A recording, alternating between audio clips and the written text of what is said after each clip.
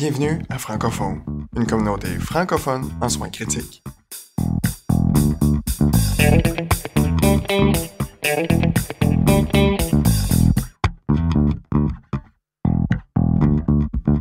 Salut tout le monde, c'est Mathieu. Aujourd'hui, on est mardi le 7 avril.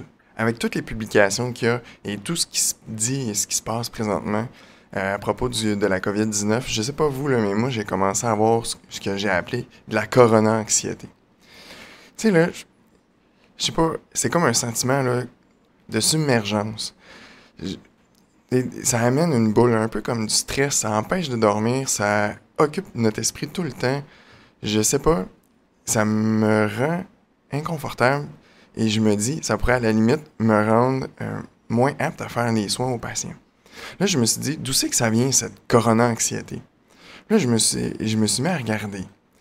Sur le fil Facebook, sur le fil Twitter, sur le fil Instagram, sur tous les médias sociaux, les médias standards, les lectures que je fais, que ce soit durant le jour ou durant le soir ou le matin, ça ne fait que parler du coronavirus ou de la COVID-19.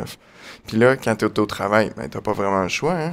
Tu fais juste en parler. Puis quand t'es à la maison, ben tu fais juste en parler aussi. Fait que ça amène une genre de suractivation du système sympathique qui est comme sur l'overdrive, là. Puis ça amène vraiment cette corona-anxiété. Je sais pas vous, là, mais moi je trouve que ça a frappé fort. Et ça m'a empêché de dormir. Là, je me suis dit, comment je pourrais arrêter ça? Parce que ça sera pas vivable, on sera pas capable de durer sur quelques semaines, voire des mois de la façon qu'il en parle, parce qu'on s'enligne au Québec pour que ça soit plus un marathon qu'un sprint, et je pense que même dans le reste du monde aussi, c'est plus un marathon qu'un sprint. On parle pas de quelques jours, mais plus de semaines, et on n'espère pas de mois. Donc, c'est super important qu'il faut se protéger. Il faut qu'on arrête d'avoir cette corona-anxiété, tant comme professionnel de la santé, comme citoyen, mais comme société aussi. Il faut qu'on l'arrête, ce petit hamster qui court trop vite, là. Ça me vient un peu à penser, il faut protéger notre santé. Il faut se protéger soi-même. T'sais, oui, il faut bouger. Hein? On se souvient, l'activité physique, c'est une des meilleures façons de se vider l'esprit. Bon, je sais que au Québec, pour l'instant, au moment où on enregistre, c'est encore permis d'aller faire du jogging, de sortir dehors, prendre des marches. Je sais que dans d'autres pays où les francophoneurs nous écoutent, les mesures de confinement sont un petit peu plus strictes, donc il peut être un peu plus difficile d'aller dehors. Mais si vous avez un balcon, vous avez un terrain extérieur, allez-y, profitez-en, prenez l'air quand c'est possible. Sinon, faites du workout dans une pièce chez vous, bougez, changez-vous l'esprit, parce que le corps aussi, c'est important qu'on s'en occupe. Ok, fait que pratiquer une activité physique qui va vous permettre d'évacuer votre stress. Là. Puis c'est ce que vous aimez. Là. Moi, je vous parle de jogging, moi, c'est ça que j'aime. Mais si vous aimez faire la natation, bon, ok, là, c'est sûr que les piscines publiques sont habituellement pas mal tous fermées. Puis peut-être prendre la barboteuse des enfants, bon, ok. Mais bref, vous comprenez le concept. Fait que l'important, c'est de bouger dans la mesure que vous le plus possible selon les mesures de distanciation sociale en vigueur chez vous.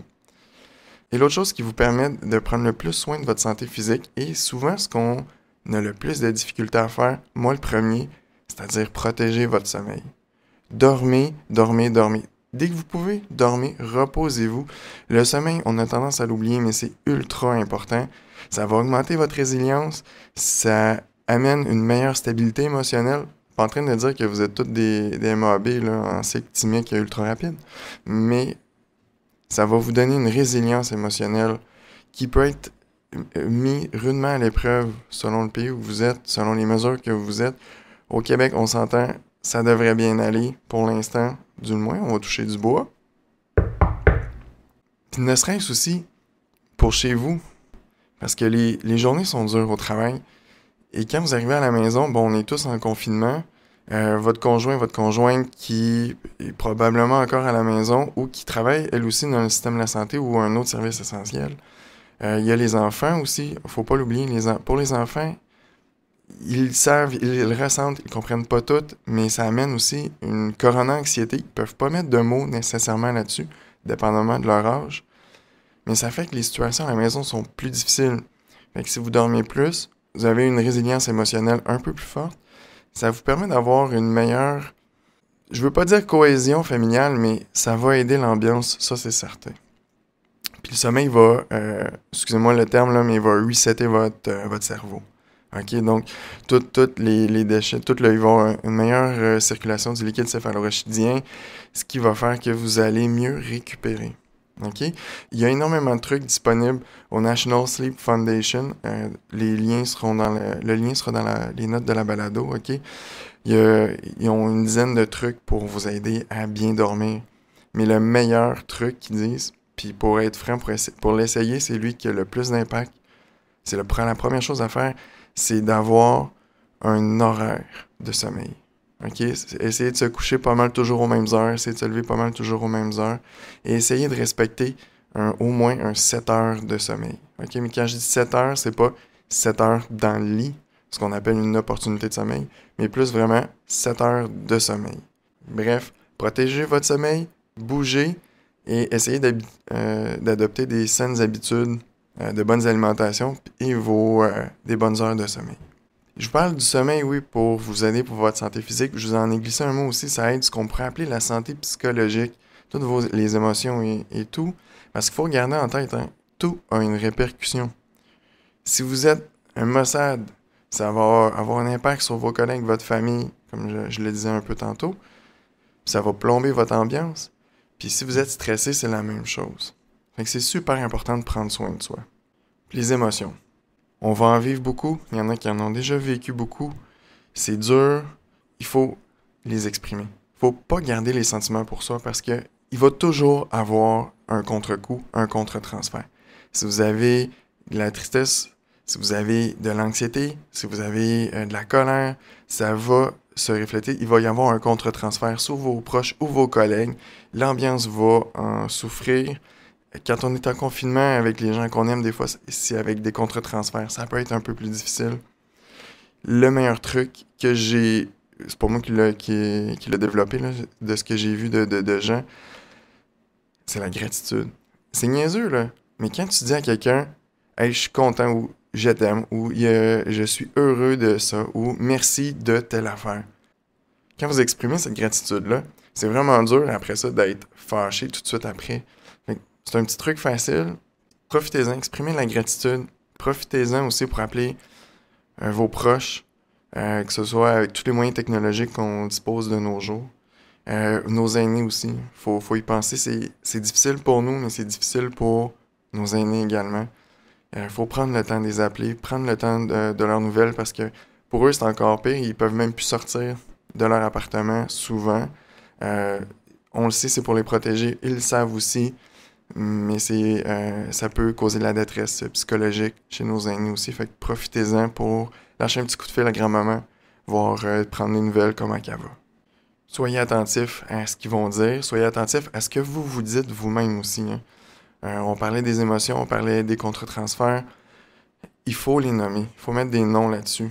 C'est un des trucs que mon garçon essaie d'apprendre là, pour gérer sa colère, c'est de la nommer. Donc, nommez votre colère. Je suis en colère. Je suis fâché. Je suis triste. Ça a l'air vraiment niaiseux, là. Je vous le dis, là, la première fois que tu le dis, ben voyons, je peux pas faire ça. La réponse est oui. C'est niaiseux, mais le fait de nommer votre sentiment, votre émotion ou la réaction que vous allez faire va empêcher des fois de poursuivre ça un petit peu trop et de dépasser la borne, si on veut. Si vous avez quelqu'un de confiance, videz-vous le cœur, que ce soit un membre de votre famille ou un collègue, OK? Ou tenir un journal, l'écrire, c'est une des meilleures façons parce que la santé émotionnelle, c'est vraiment très important. Je revenais un peu à cette corona-anxiété là, que je vous parlais tantôt, tu sais, où ce qu'on a toujours un influx de données, de trucs qui, on pourrait dire, infini. Donc, c'est comme votre bande passante, OK? On a tous une bande passante au niveau de notre attention. Puis il faut vraiment la protéger, il faut être conscient de qu'est-ce qui passe dans cette bande passante-là, parce qu'elle a une limite, OK? Ça veut dire que si vous occupez trop votre bande passante avec des trucs du coronavirus, ça va amener de la corona-anxiété, OK? Si vous avez 3, 4, 5, 6 choses ensemble, à un moment donné, vous allez avoir une saturation de votre bande passante. Fait que, ce qui est important, c'est de la protéger, puis essayer de diminuer certaines affaires. Puis des fois, il faut l'arrêter, cette bande passante-là. Que ce soit par du downtime, excusez-moi l'anglicisme, c'est-à-dire rien faire. Prenez 5-10 minutes, ne faites rien. N'écoutez pas de podcast, pas de musique, pas de input, aucun stimuli pratiquement. Vous allez voir, là, c'est très, très stressant au début, mais le bénéfice que vous allez avoir, le sentiment de calme qui va suivre, je ne peux que vous recommander, prenez un 5-10 minutes et ne faites rien. Ne pensez à rien ou laissez votre esprit aller, ce qu'on appelle un peu le mind wandering. Laissez votre esprit vagabonder, ça va faire du coq à l'âne, c'est pas grave, c'est correct. Laissez votre esprit, elle a besoin de ça. OK? Ça va vous permettre de vous changer les idées. Un autre truc que j'ai obtenu et que j'essaie de faire, qui est quand même assez difficile, qui est apprendre à déléguer puis accepter l'aide des autres. OK? Plus vous avez des affaires que vous pouvez déléguer, faites-le. Ça va diminuer un peu cette bande passante, là.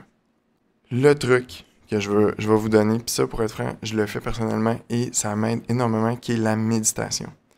Là, je vous parle pas de méditer là, pour remettre vos chakras, puis aligner le yin puis le yang, là. Non. Asseyez-vous. Prenez le temps, là, 1, 2, 5 minutes. Fermez vos yeux. Concentrez-vous sur votre respiration. Vous allez voir, là, focussez sur votre respiration. Ça a énormément de bénéfices. Ça va diminuer votre stress. Vous allez mieux dormir. Ça, là, c'est un excellent truc, justement, pour s'endormir le soir. Vous êtes couché, les yeux sont fermés, parce que naturellement, on essaie de dormir. Concentrez-vous sur votre respiration. Vous allez voir, là, vous allez mieux dormir, vous allez mieux vous endormir, vous allez arrêter ce petit hamster qui tourne trop. OK? Fait que votre stress va diminuer parce que ça a été prouvé, la méditation a un bénéfice sur la diminution du cortisol. Ça diminue la pression artérielle. Vous allez avoir un meilleur contrôle émotionnel et physique. Puis ça va vous aider aussi sur votre façon de penser. Vous allez avoir une meilleure capacité d'attention, une meilleure capacité de focus. Bref, je vous mets au défi de faire 1 minute de méditation à chaque jour. Et quand vous allez avoir des situations stressantes ou quand vous sentez que vous perdez le contrôle, prenez 1 minute. Respirez. Concentrez-vous sur cette respiration-là. Vous allez voir, c'est une des choses qui a le plus d'impact, qui va être le plus bénéfique, je pense, à long terme. Ça et votre sommeil. On l'a dit, restez en contact avec vos gens. Ça va vous faire du bien. Utilisez les technologies. Et misez sur vos forces personnelles aussi. Vous vous connaissez mieux que quiconque. Utilisez ces forces-là.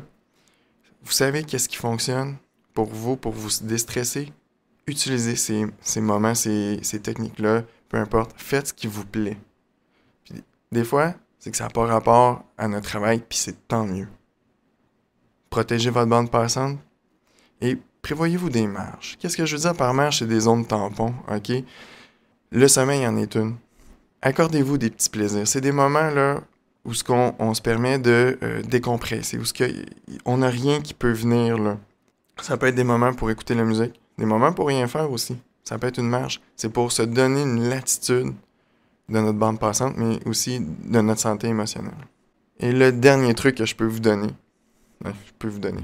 que j'essaie en tout cas moi personnellement de faire, c'est d'avoir une attitude positive. C'est vraiment difficile, mais j'essaye. Puis le meilleur truc que j'ai pris, là, c'est d'essayer d'avoir un langage positif. D'essayer de ne pas dire les « ne pas », comme je viens de faire, mais de tourner vos phrases le plus possible en positif, avec un langage positif. Et il y a quelque chose, c'est pas rocket science, là, mais il y a quelque chose là-dedans qui fait que votre cerveau va se mettre en mode positif, va penser en positif. Vous allez avoir une meilleure attitude, vous allez avoir une meilleure résilience. Bref, donnez-y la chance d'essayer. Bref, rappelez-vous tout ce que vous avez déjà fait par le passé qui vous ont aidé, puis utilisez-les. OK? Que ce soit pour avoir passé des périodes difficiles ou des moments plus stressants, utilisez ça. Protégez-vous, protégez votre famille, parce qu'il faut aussi prendre soin de soi. Parce que si vous ne faites pas attention à vous, qui va le faire? Bref, faites attention à vous. On se voit bientôt. Bye.